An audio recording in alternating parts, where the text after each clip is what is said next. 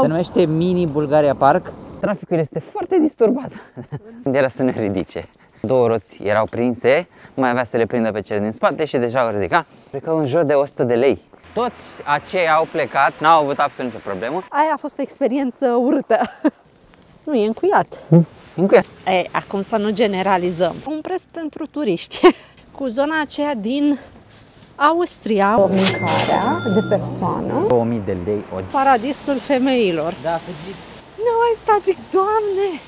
Întrerup acest video pentru că doresc să vă mulțumesc că vă uitați atât de mulți la noi și aș aprecia foarte mult dacă ați da un like acestui video chiar acum și dacă apăsați pe butonul de subscribe sau abonare. Pe voi nu vă costă nimic, iar pe noi ne ajută foarte mult. Bună dimineața! Bună dimineața și bine v-am găsit la un nou vlog.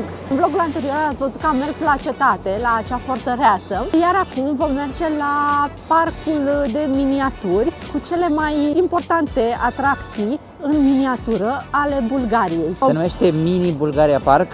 Din poze arată foarte bine, nu știm cât este încă prețul intrării, dar vom afla curând. Sperăm să fie și deschis. Nu, e încuiat. Încuiat. Și este la doar 14 minute de cetate. Deci puteți merge pe jos. Noi până acum nu am folosit mașina deloc.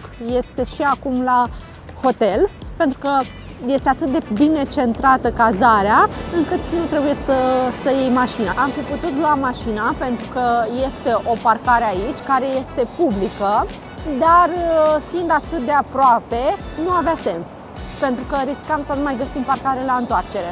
Asta era o posibilitate. Vă las aici în descrierea vlogului linkul către primul, care este la această cetate. Vă recomand să intrați și să-l vedeți. Și legat de cazare, o să vin într-un vlog viitor, stați aproape. E foarte, foarte, foarte mișto, merită văzută și merită chiar să veniți și voi dacă este de interes. Cazarea are o foarte mare importanță istorică, locul unde noi suntem cazați. Am plătit foarte puțin pentru această cazare. Cred că v-am spus și în vlogul anterior, mai puțin decât am fi plătit pe o cazare la noi în România. Acum încercăm să găsim locul pe unde să putem coborî, pentru că noi acum am plecat de la cetate, vrem să ajungem la scările acestea, dar chiar pe aici, uite. Mini labirint. Probabil am mai închis din ele acum, fiind vremea un pic mai capricioasă. Mă bucur că am venit aici și că am avut parte de vremea aceasta pe care, dacă am fi avut-o în București, nu am fi ieșit din casă. Da, ar fi fost așa posomorât. Mă rog, cei cu copii poate se mai bucură că ies la săniuși, dar în general, nu știu, e urât când ninge. Nu mai zic că deja citisem de dimineață că traficul este foarte disturbat. Inclusiv transportul public, doar ce era să cad, asta e. Și o ținem drept înainte. E foarte, foarte contrastant orașul ăsta. Sunt zone atât de bine dezvoltate, dar și sunt zone care mai au nevoie de un pic de zvâc. Probabil, se va întâmpla chestia asta. Sau poate am prins noi perioada nepotrivită și nu au cum să construiască sau nu au cum să efectueze lucrări, dar vrem să mai revenim aici, să vedem cum se transformă. Da, este un loc foarte plăcut. Mie îmi place că este curat, civilizat. Îmi plac oamenii de aici foarte mult. Noi am avut experiențe și mai puțin plăcute în Bulgaria, de aceea spunem asta. Nu negative, dar nu au fost așa de frumoase. Exact. Mă rog, singura neplăcută a fost atunci cu mașina când era să ne ridice. Noi practic am prins-o la fix, pentru că deja două roți erau prinse, mai avea să le prindă pe cele din spate și deja au ridicat. Și atunci a fost foarte interesant că i-am povestit. Aici greșeala mea, am încercat să mint că aveam nevoie la farmacie și mi-a cerut, nici mai știu, cred că în jur de 100 de lei. Atunci ne-am zis că n-am cash, coincidența făcea vis-a-vis un bancomat. M-am dus, am scos și până la urmă am rezolvat problema. Dar știți care este partea tare? Faptul că noi doar ce coborâsem din mașină și ne îndepărtasem la, nu știu cât am apucat să mergem, 2 minute, da? 2 minute, am oprit la niște magazine să ne uităm la suveniruri. Da, scopul nostru era să rămână mașina acolo mult timp. Pentru că erau și, atenție, erau și alte mașini cu număr de Bulgaria. Toți aceia au plecat, n-au avut absolut nicio problemă, însă la noi a fost țintă. Și da, am tot citit pe net că este chestia asta. Da, aici mi-asum greșeala mea că am parcat unde nu trebuia. Asta mă întrebam, cum au ajuns ei atât de repede în condițiile în care noi doar ce coborâsem. Și n-am putut să mă gândesc decât că era cineva acolo, stă cineva care pândește efectiv, că altfel nu-mi explic care să fie coincidența, să vină chiar în momentul ăla, să vină și mașina care să-ți blocheze, să-ți urce mașina pe... să-ți o ridice. Aia a fost o experiență urâtă. Dar trebuie să ne asumăm și partea noastră de vină. V-am zis, nu este foarte departe de fortăreață, mai mult îți ia că trebuie să mergi pe drum și să ocolești. Nu ai cum să cobori dealul acesta fix de la fortăreață. Trebuie să ieși din cetate și aici vor să facă, văd, și un pod. Și mai e unul lângă. Și mai e unul lângă, da. Nu dați seama, deci ar vrea două. Poate sunt ceva probleme la podul acela, la susținerea lui. Poate și să facă pe ăsta nou și apoi să-l folosească doar pe ăsta. Foarte tare! Este foarte frumos să locuiești aici, aproape de râu, pentru că se aude foarte, foarte frumos, așa, și liniștitor. Foarte multă vegetație, au foarte mulți pomi, doar că acum sunt îmbrăcați în zăpadă. Ieri nu erau. Să știi că mai bine așa îmbrăcați în zăpadă, pentru că e un farmec aparte. Acum nu ar fi avut frunze pe vremea aceasta rece și ar fi fost probabil altfel. Nu mai avem mult de mers. Cred că diseară o să se răcorească de-a binele. Și aseară a fost destul de frig, dar acum, ținând cont că ninge atât de mult, cred că vor fi temperaturi cu minus. E frumos în Velico. N-aș fi crezut, am subestimat puțin locul acesta. Acum 2 ani am aflat de acest loc, doar că nu am avut ocazia să venim până acum. Dar acum, dacă tot am fost în București și tot ne-am apucat și noi de vlog, am zis să mergem, pentru că ne-am dat seama că vlogurile acestea le facem și pentru a păstra amintiri din vacanțele noastre frumoase. Și e frumos să te uiți peste ceva timp. Ba chiar am făcut încercarea asta. Primul nostru vlog a fost în Coasta Amalfi.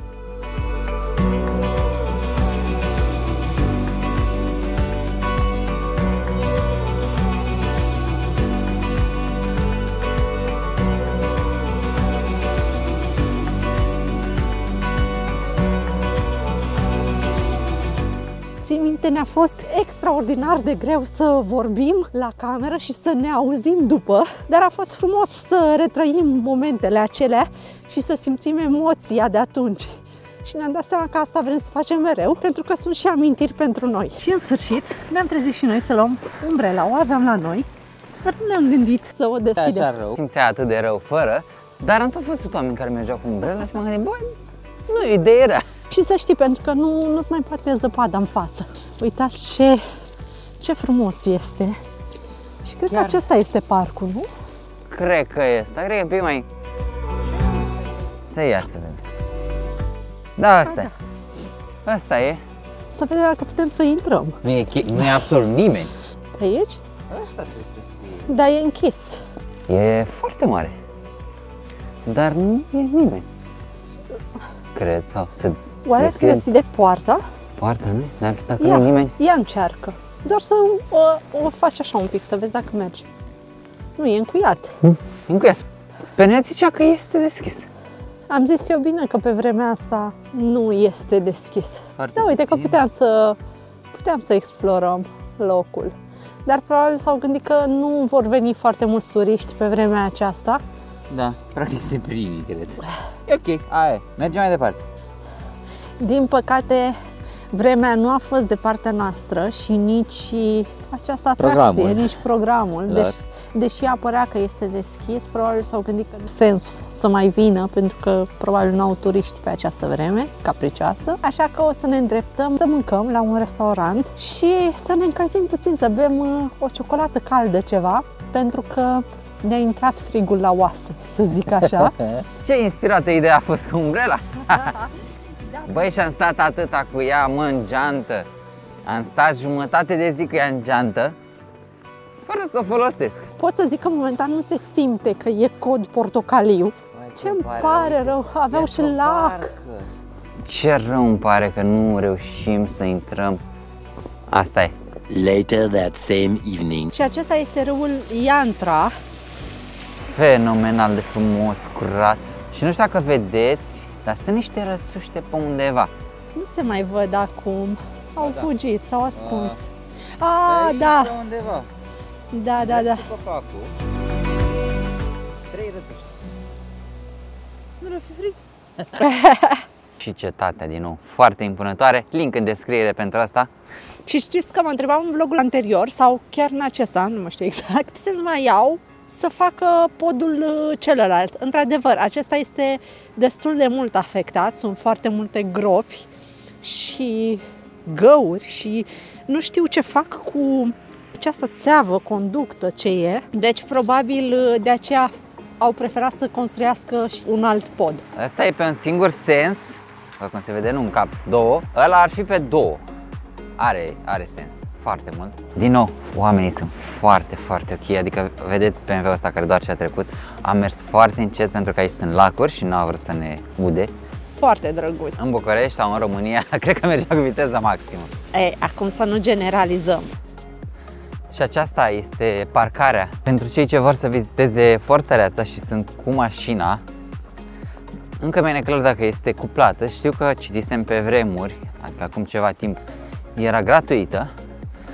Văd că e foarte digitalizată, adică îți zice și câte locuri mai sunt disponibile. Pare că e cuplată acum, dar cum sunt semnele, este cuplată. Ia să vedem cât costă. Deci este bine pentru că noi în vlogul anterior am zis că este fără plată, e publică, pentru că așa știam. Da, e chiar un preț, ok. Un preț pentru turiști. Cred că 3 ore sunt suficiente, așa că pentru mașini și motociclete este 0,5 leva pe oră. Asta înseamnă că dacă stai, nu știu, 3 ore este o leva jumate, e chiar ok.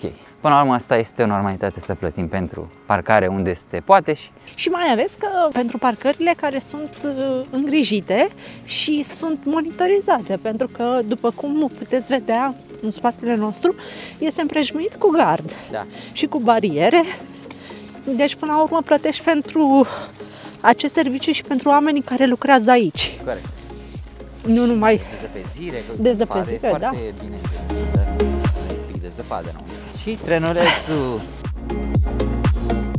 Chiar simt că suntem privilegiați că vedem această zonă într-un peisaj iernatic. N-aș fi crezut că este atât de frumos iarna aici.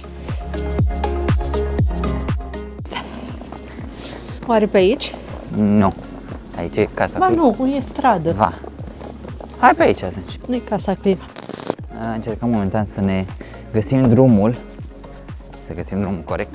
Să ne găsim drumul în viață. Glumesc, îl știm deja. Aici aș fi zis că e ceva privat, dar nu, e ok. Acum simțim puțin greul că urcăm, dar ce să zic, este foarte frumos. Noi acum mergem la restaurantul Ego, așa se numește, și este chiar vis-a-vis de cazarea noastră. Ne încălzim, mâncăm. Avem o cafea, o ciocolată caldă, apoi mergem încet spre cazare, care este vis-a-vis. Și ne relaxăm și noi și... Doamne, trebuie să ai picioare bune pentru locul ăsta. Îmi pare rău că nu am putut intra la parcul acela cu miniaturi, dar v-am arătat câteva imagini, câteva cadre de sus. Rămâne să le explorați voi când ajungeți pe aici.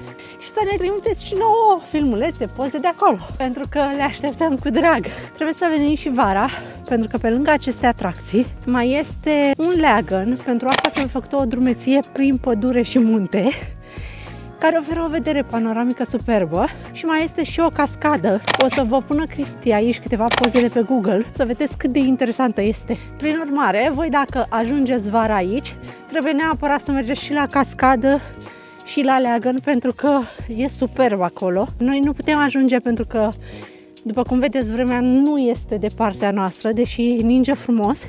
Vă dați seama cât de anevoios este drumul prin pădure și munți, așa că nu ne riscăm, nu are sens, dar vă încurajăm pe voi, chiar și pe noi, la vară să mai facem o drumeție aici, să mai explorăm și să vizităm ce a mai rămas de văzut.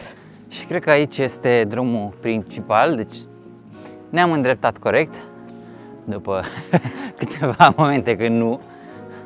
Dar să știți că aerul aici este foarte curat. Se simte foarte bine, îți desfundă nasul dacă îl ai înfundat și respiri aer curat.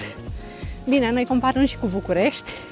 Da, mă bucur că am ales destinația aceasta de weekend, pentru că este puțin diferită față de ce am văzut noi până acum. Iar pentru noi este interesantă. Deși pare total diferit, cred că ăsta e locul sau drumul pe care am venit. Mi se pare diferit. Nu știu de ce, e foarte ciudat că ne-am pierdut, deși noi avem o orientare destul de bună. Am reușit să ne pierdem. Dar e bine, e un loc în care tu te pierzi de aici. Și este și foarte sigur locul acesta, adică nu întâmpinați probleme și oamenii sunt dornici să vă ajute dacă aveți nevoie de ajutor. Chiar și cu Cristi vorbea un domn la magazin. Pe mine, de exemplu, am încercat să traversez neregulamentar, adică nu pe trecere. Un domn, văzând intenția mea, deși m-am oprit, a fost foarte drăguț și m-a lăsat. Cred că am și filmat asta în vlogul trecut.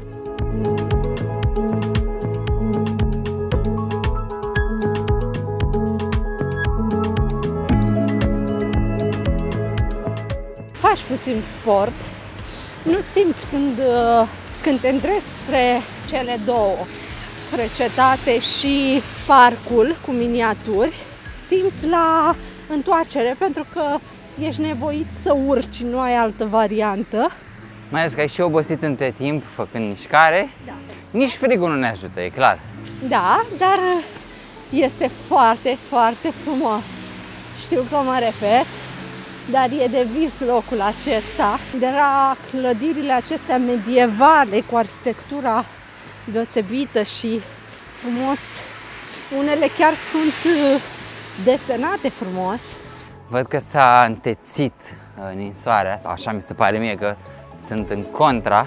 Văd foarte multe picturi, ei cred că sunt specializați și pe asta. Da, am văzut că sunt foarte multe localuri de artiști sau cu artiști de pictură, de tablouri. Am văzut câteva magazine cu sculpturi din lemn. Chiar am văzut foarte multe drăguțe. Da, foarte frumoase. Uitați, magazine, buticuri mici cu suveniruri și cu ce e asta de narghilea și cu narghilea. Da, din zona turcească. Uite ce mișto e asta. Dacă te uiți, ai o perspectivă, ai altă perspectivă. Nu știu dacă se vede pe cameră, dar este 3D. Unde te uiți, oriunde te uiți, găsești câte o terasă sau un magazin unde poți lua ce ai nevoie. Uitați, exact ce vă spuneam, din lemn și perii de păr făcute din lemn, pieptăn. Și vă sunt ceva interesant aici, CD-uri vechi. Foarte vechi sunt Pentru astea. colecționari, acesta este locul perfect. 5,50 € un CD. Cam scump, dar nu știu care e prețul în mod normal. Și uitați și portul lor tradițional, care este diferit de al nostru, dar în partea aceasta ele seamănă puțin cu ale noastre. Oare depinde în funcție de eveniment, să fie mai deschis sau mai închis, mai colorat? De eveniment sau de regiune. E posibil. Și aici puteți avea o vedere panoramică. Dacă îți aduci aminte tu, Cristi, seamănă cu zona aceea din Austria, unde am mers, în Salzburg. Three Fingers sau cum se numea? Five Fingers? Da. Exact aia. Wow! Wow, cât de frumos este! Incredibil și doar la o aruncătură de băți de România. Foarte mișto. Uite și acolo e curios. Ce este acolo? Văd monument și o clădire care este total diferită de rest. Foarte mișto. Zona aceasta este și una foarte comercială, într-adevăr, În ce sens spun asta? Sunt foarte multe magazine cu hăinuțe, cu îmbrăcăminte și se vede că îmbrăcămintea este puțin diferită față de ceea ce poartă ei. Cel puțin acum, în perioada aceasta, pe ei văd îmbrăcați închis, ca noi, la culoare, dar aici le văd culori foarte vii. Da. Deci sunt special pentru turiști, aș putea spune. Ce ok, până la urmă poți să vii să-ți cumperi, înțeleg.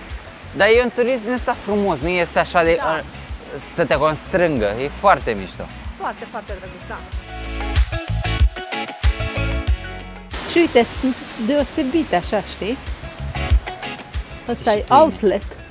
Pâine, da. Ce viu mișto ar avea acest restaurant într-o perioadă care nu ninge, practic. Acum mergem să mâncăm, că am vorbit cam mult, mi s-a făcut foame. Ziceam că recunosc că și pe mine mă tentează să cumpăr ceea ce văd în vitrine, pentru că îți sfură ochiul, mai ales pentru femei, e locul ideal. Uite, și transportul în comun l-au foarte bine dezvoltat, am tot văzut autobuze mai tot timpul. Da, este o zonă super, super ok. Vin foarte mulți turiști aici. Se vede asta din lifestyle-ul oamenilor. Uite, Ego. Unde? Pizzeria, grill. A, nu. Noi aici trebuia să ajungem?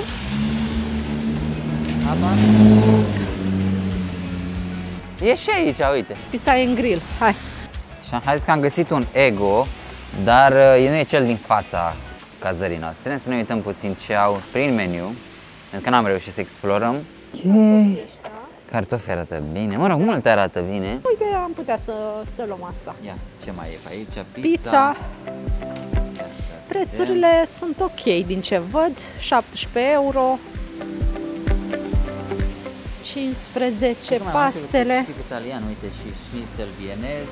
Da, eu zic să intrăm că arată bine. Șnițelul e 17 leva, nu? E în leva. Da, leva. 17 leva, da. Hai să intrăm.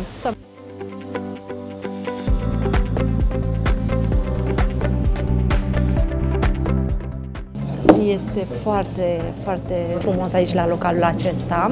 Au loc separat pentru cei care fumează, deci se poate fuma în interior, în zona aceasta.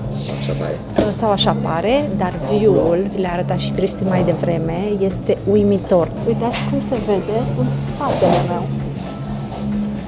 E vis.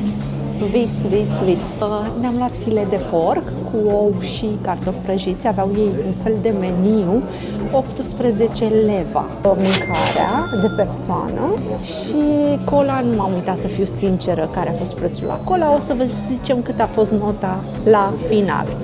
Dar merită, mai ales pentru view-ul acesta. Iar nota, noi ne-am ghidat după nota pe care aceștia o au pe Google de 4,5. Este o notă foarte, foarte bună. A venit acum și mâncarea și arată super, super bine. Carnea e wow!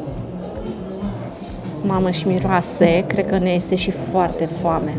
Poftim? Arată într-un mare fel. Da, da. Și pâinea aceasta este cu usturoi. Așa am ales-o. Aveam mai multe variante, nu le mai țin minte, dar noi așa am ales. Noi am sugerat prima oară două, dar ne-a zis că nu este cazul de două, așa că... Și așa a fost, pentru că văd că e destul de mare. Locul se numește Ego Pizza și Grill. Noi am văzut că sunt mai multe locații Ego. Aceasta este momentan cea mai frumoasă ca poziționare. Și ca poziționare și mâncarea văd că arată super bine. Să mâncăm și revenim cu nota de plată și cu părerea noastră.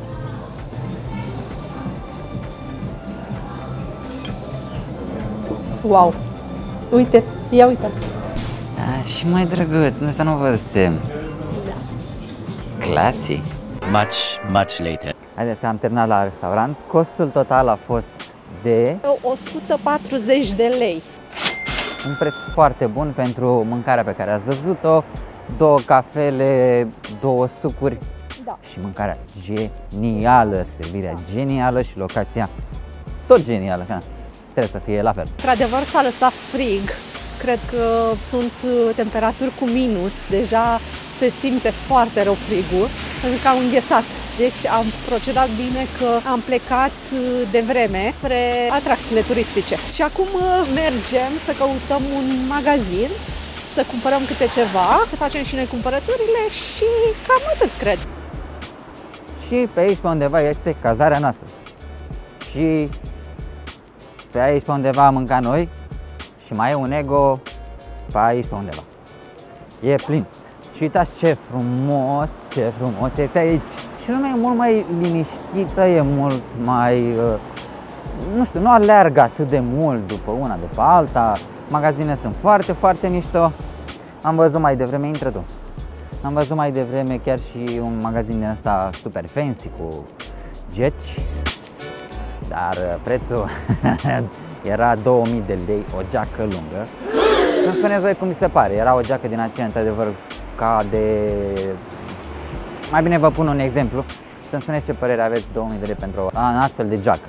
Haideți că am intrat într-un magazin, bineînțeles că nu am putut să nu iau ceva și am luat o gecuță foarte drăguță și la final, din obișnuință, în loc să spun thank you, mai ales că doamna știa și în română, sau să zic măcar mulțumesc, pentru că suntem proaspăt veniți din Tenerife, eu am zis gracias.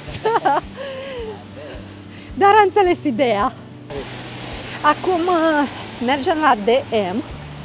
Wow! Deja am spus, aici este paradisul femeilor. Da, fugiți! Here I come. Oh, here I come. Oh. Uite DM-ul ce aproape e, nu mă așteptam. Ai zis tu că este aproape. Saius, toate astea. Da. Nu vrei, care era, ce-ți luai tu de la EMAG? Nu, îl vreau pe ăsta, că vreau să-l încerc pentru că îmi place cum arată. Cum vrei. Au destul de multe și aici. Da, uite, ia să-mi iau și o cremă de față, că Cristi îmi tot spune că iau crema lui de față și îmi voi lua și eu acum o cremă. Deci, practic, am venit pentru 2 zile și am cumpărat pentru o lună. Stai că mi-a zis mama că și-a luat un ruj de aici cineva care rezistă foarte mult de la DM și îmi voi lua și eu unul. Le-aș lua pe acesta, nuanța aceasta. Haideți că vlogul ăsta o să fie cu de toate, dar ăsta este farmecul. Deci aici este 50 și ceva de lei, iar la DM în România este 63 rujul acela. Deci e mai ok prețul. Glumeam cu Cristi. De fapt nu glumeam ceea ce am afirmat, dar râdeam noi din alt motiv, o să vă zicem după. Doamna de la DM, fata de la casierie, îi spuneam lui Cristi, băi, ce drăguțe sunt foarte frumoase fetele aici. Este prima pe care am remarcat-o. Și Cristi îmi spune, ți-am zis să mai venim? Da, sunt frumoase bulgăroaicele. Acum ne întoarcem, că am fost la DM și o să mergem și noi la un magazin. Traversăm pe aici, oare? Ok. Zicem că mai avem ceva de cumpărat și între timp vă arăt cum se înserează aici. Nu știu, parcă seara are mai multă viață și sunt mai mulți oameni pe străzi decât cum a fost mai devreme, dar este mult mai frig. Mult mai frig. Mi se pare aici foarte mișto. Sunt zone unde simți că ești pe lux și opulență aici. Și nu mai zic, geaca aia era 2000 de lei? Doamne, deci nu ați văzut-o, n-am apucat, n-a filmat nici Cristi și așa cum am intrat, atât de repede am și ieșit. Am văzut o geacă foarte frumoasă, lungă, cu blăniță, așa. Și bine, nu părea blană naturală, ea era din fâș, doar puțin avea blăniță pe sus. Și zic, hai să întrebăm să vedem cât este, ce preț are. Când ne spune prețul 2000 de lei, redus cu 30%. Am ieșit instant. Nu mai stați, zic, Doamne, ce preț astronomic. Dragilor, cam acesta a fost vlogul, cu asta încheiem. Acum mergem și noi la cazare, facem repede un duș cald ca să ne încălzim. O să ne vedem în vlogul următor, în care vom prezenta cazarea și locul minunat care ne-a fost gazdă pentru aceste câteva zile. Dacă v-a plăcut vlogul nostru, vă invităm să dați un like, un share, un subscribe. Pe voi nu vă costă nimic și este gratis. Și pe noi ne ajută foarte mult, vedem că munca e apreciată. Mulțumim pentru încurajări, dați repede acolo like. Ne vedem data viitoare dintr-un alt vlog. Pe curând! Pe curând, pa, pa! Pa, pa!